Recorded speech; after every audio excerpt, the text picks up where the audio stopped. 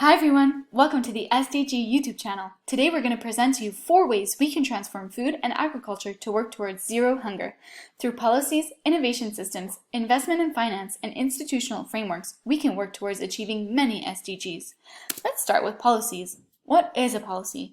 Basically, it's an overall plan embracing general goals. In 2017, the Government of Canada launched a process of public dialogue and consultation on a food policy. This initiative aimed to improve access to affordable food, to conserve soil, air, water, to improve food safety, and produce more high-quality foods.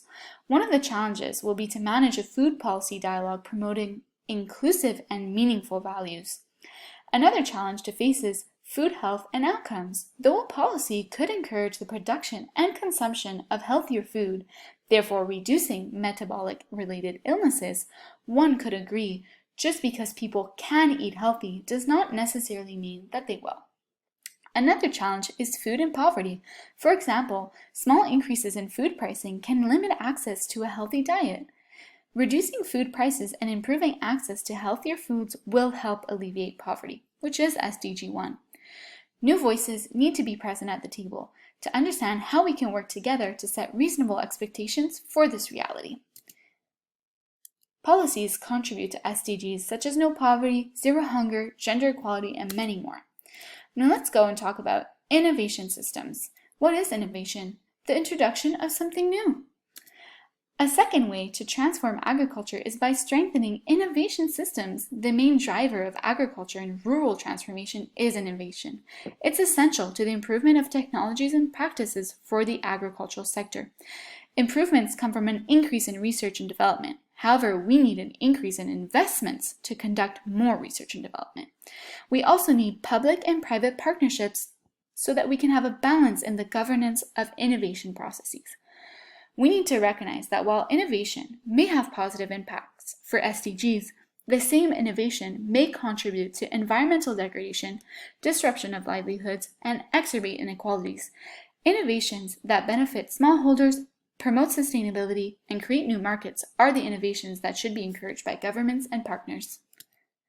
Innovation systems can contribute to SDGs such as no poverty, gender equality, industry innovation and infrastructure, and more.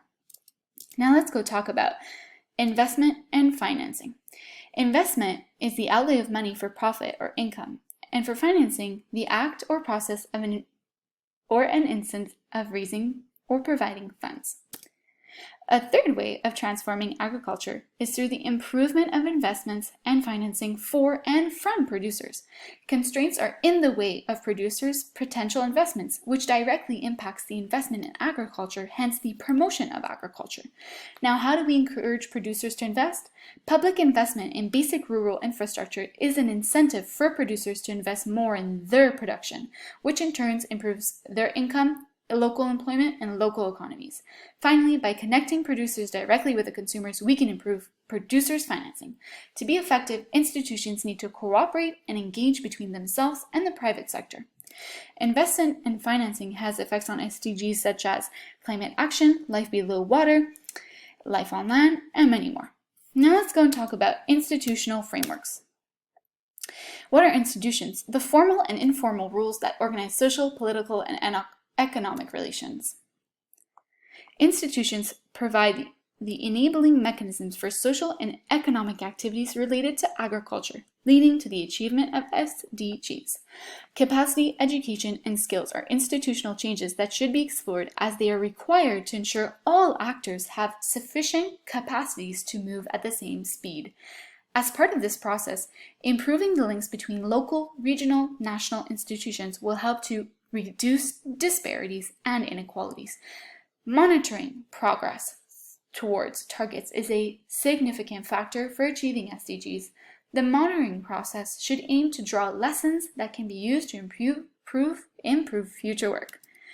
Institutional frameworks can have effects on SDGs such as zero poverty, zero hunger, climate action, and more. Now let's go quickly talk about action areas. 5 action areas that we should focus on are crops, livestock, forestry, fisheries, and aquaculture. 5 action areas are split into different categories. increasing productivity, employment, and value addition in food systems, protecting and enhancing natural resources, improving livelihoods, and fostering inclusive economic growth, enhancing the resilience of people, communities, and ecosystems. Many policies across the 5 action areas are similar, such as those aimed at using better management practices and adapting to climate change. Policies also aim at decentralizing the capacity of governments and promoting small and medium enterprises, as opposed to corporate ones. Overall, improving policies, innovation systems, investment in finance, and institutional frameworks will lead to better food systems and agriculture, hence achieving many SDGs. Thanks for watching the weekly video on the SDG channel. See you soon!